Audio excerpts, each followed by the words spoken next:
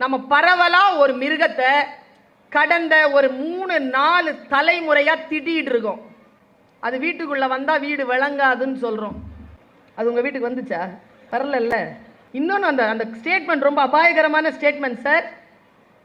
அதோட சேர்த்து இன்னொன்னு சொல்லுவாங்க, சொல்லுங்க பாப்போம். ஆமினா பூந்த வீடோ ஆம புகுந்த வீடோ.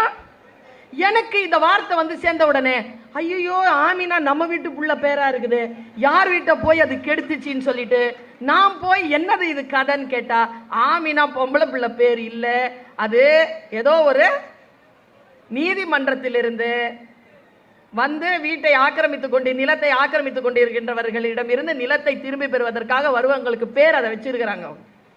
இதே மாதிரி ஆமைக்கும் தெரியாதுங்க. ஏன் திட்டுறாங்க இவங்க?